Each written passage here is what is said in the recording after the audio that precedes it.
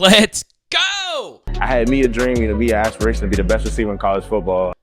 Nyck Harbor has mostly been a massive disappointment with all the hype he came in with as an all-time recruit at 6'5", running a 10.3 100-meter dash. This guy was supposed to be the second coming. Will we get that massive year 3 breakout? At the end of today's video, I am going to give Nyck a comparison. And let me go ahead and stop this play right here. I want you to take a look at these stats. I'm going to reveal who the second player is here in just a moment. It is going to piss off my core audience. Okay, so stay till the end because I do see a vision where he works himself into being a first-round overall pick. And this is the play that you are currently watching. The thing where Nyck excels is the comeback route. It's just very simple stuff. You run a vertical and you snap back towards the line of scrimmage. That is a very simplified way of breaking this down.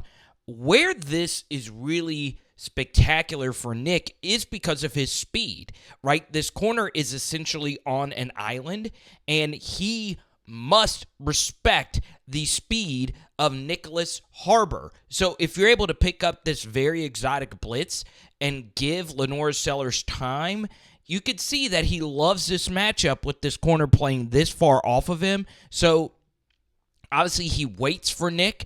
This ball could be thrown, obviously, a half second sooner. It's still fine. The timing here, a little bit later in the year, this chemistry really started getting better, in particular in the bowl game versus Illinois. Look at all of that separation, y'all. That is a full 5 yards of cushion because of Nyck's speed. So one area where you want to see Nyck improve is obviously the outbreaking stuff, the comebacks. Because of all the cushion you have to give him, they're going to be there, right? You would like to think that a guy like LaNorris Sellers is going to be throwing this ball a little bit quicker. And if you do throw it quicker, it gets to the receiver quicker and it gives him more time to make guys miss. So even if that is the case, you would like to see Nyck make more happen after the catch, like on this play right here. Not only does he catch it, the corner is right there in his grill.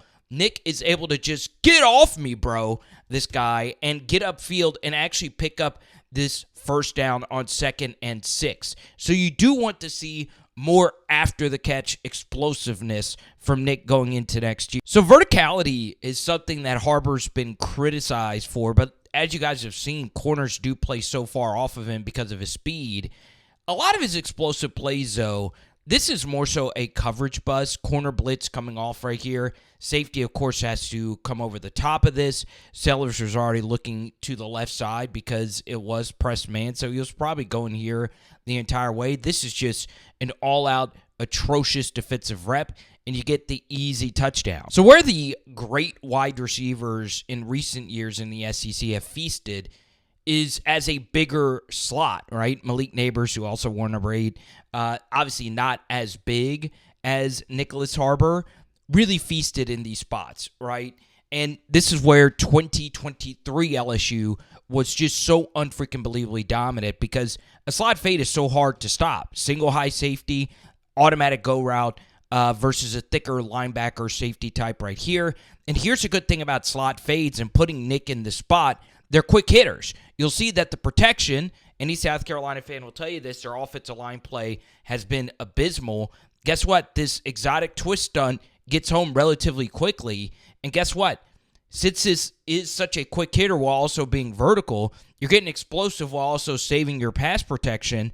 No safety linebacker type is going to be able to keep stride for stride with a guy like Nyck Harbor. So you want to see more explosiveness. This was his biggest play on the year. And I say that was his biggest play based on actual yard length. This right here, though, legendary. This is what all-time greats do. Throw the football up versus an elite corner and just say, hey, Nyck, I just need you to make a freaking play on this. So Sellers throws this one pretty quickly. He had just taken a sack the play before, but it was a rough in the passer penalty. Look at that. Nyck throws the DB off of him, basically, and high points this back shoulder ball, this should be completed every single time, right? You want to see more of this from South Carolina next year, and you can see he gets a foot inbound. You'll get a little bit of a better angle right here. Look at the length, right? It's not even so much the push off, it's how much extension he's able to get with his long arms and being a 6'5 mammoth. I mean, that is just ridiculous. Look at how far he throws Jackson off of him. They're never whistling that, especially in crunch time. And he's able to just essentially box him out, right? Look at that. I mean, that's tough. That is really, really, really tough. Named the all-time great SEC corner that is making that play. Maybe a few like a Surtain or a Stingley. That is just freaking ridiculous stuff right there. I am no Brian Hartline over here, but the dude is just so freaking fast. I love this play call. This was one of my favorite play designs the entire season. I think we even did a breakdown in our LaNorris Sellers breakdown a few weeks ago where you bring in an extra offensive lineman. They are for sure thinking you are going to block out of this pistol set, but instead you're running a variation of Yankee, which is a deep vertical here and a deep over from Nyck, who is not on the screen. So you have the split zone look. Look at all this gravity. Also, Sellers had been running all over this Clemson defense. And here's the thing.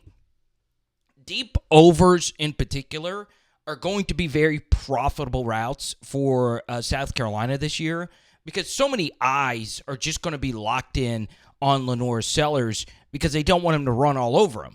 All right, so you see, look at all the eyes on Seller and vertical here, and look at all this space that will open up right here. All right, this should be all day, every day. I mean, rarely do you see this much space on a football field. And you can see there's a couple of hitches to get this ball absolutely perfect. So, once again, if you get the football out just a little bit sooner, you can catch it in stride and you have more room to potentially make somebody miss. And obviously in a foot race, there's not going to be many people that catch number 8. So it's just really, really, really good offense. So now let's mix in all of what we just talked about in that Clemson clip to the very next game versus Illinois. All right, offense is sucking. You're down by 4 here versus the Fighting Illini. All right, 3rd and 10. And guess what? Take a look at what Athletic Freaks can do for your team. 3-man rush with a very light nose tackle. So what this Illinois defense is telling Sellers here is, hey, we need you to beat us from the pocket. Notice, all fast guys. This is not a traditional nose tackle because obviously Sellers can throw anyone off of you. So you really just need fast guys, right? And 2 QB spies. And watch what actually happens from the other angle. Look at that box out. I mean, that is ridiculous. You can see the DB is draped all over Nyck Harbor right here, and he's just able to sun him, right? And he's still actually on his feet. Ridiculous stuff. And I want you to see it from this angle right here, okay? It's kind of tough to see, but you can see Harbor on this over. Look at the separation he has between this DB that's trailing him. This ball could have been delivered, I feel, just a little bit sooner. I don't mind you having to wait to allow this over to clear out because there was traffic with 7. But, man, you could see with this ball even being a little bit late, that frame, man, it is so hard for a DB to make a play on a ball like that. And Harbor is still able to bring that in. Get to here. Ridiculous. I really love the design of this one as well. All right. Vertical here, and then you're running, a little deep out, and then you have this being run into the flat. So this is what many call a sail variation. You get some really good penetration from this nose tackle. Once again, very conservative rush, eyes on the QB. And look at where Sellers actually puts this football with the hand right in his face. A beautifully floated ball right here to Harbor. Once again, generates some good separation. Bang. Look at that. Ridiculous stuff. So, will we see that massive leap from Nyck Harbor? Well, I don't see it in terms of him potentially being an all-SEC caliber player, but the bull case is a Brian Thomas Jr. type of breakout, and he is indeed the mystery player we were referencing just a little bit earlier, and it is ridiculous how similar their stats are. Now, PFF had BTJ in 2022 as a far superior player by 10 points compared to a guy like Nyck Harbor, but the truth is probably somewhere in the middle. I don't think Nyck Harbor will be as good as Brian Thomas Jr., but you could see the similarities. So this play in the background is kind of what we were talking about. You have this freak of nature wide receiver, man-to-man versus a corner that's pressed up on him.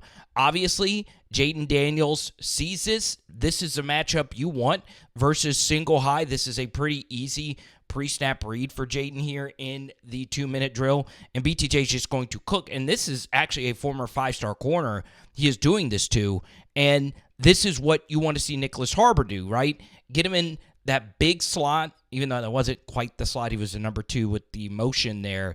That wasn't even the best throw from Jaden, who ended up being an absolutely ridiculous deep ball thrower this year. Jaden Daniels, like LaNorris Sellers, really, really, really elite runner at the QB position, who is a very flawed passer in 2022, Jaden Daniels was. Same thing with Sellers. Even though we consider Nyck Harbor a disappointment, he was the leader in wide receiver receiving yards last year. A tight end actually led South Carolina. So nobody as a receiver really stepped up. Now, the issue is Brian Thomas Jr. has Jaden Daniels and Will Campbell, and he had, obviously, Malik Neighbors across from him and Mason Taylor and so on and so on. So the supporting cast LSU had was just so much better around BTJ than, obviously, what South Carolina will have next year. But the thing is, for Harbor to have the better statistical season, BTJ is a really, really, really good blocker. His biggest play from his year 2 in 2022 is actually a block. Harbor can get better as a blocker, hopefully this year for South Carolina. But, for Harbor to take that step up, not only does he need to become a more well-rounded player like Brian Thomas Jr., you also need a guy like LaNorris Sellers to become a better thrower of the football. So once again, I'm not saying Nyck Harbor is going to be BTJ. I just don't think he is as nuanced and overall as talented, but he is faster. And obviously, the raw athleticism, like BTJ, top 100 recruit, multiple sports star, you could see it, right? It is in the range of outcomes this year for Nyck Harbor. So I'm excited, but also skeptical that he actually does end up reaching his potential. So South Carolina fans, let me know what you guys think down below, and we'll talk to you soon. It is Power Hour SEC. Boom! Floating in your face, that wonderful LaNorris Sellers breakdown. And tonight we are doing some Chalmette wings. Let's go.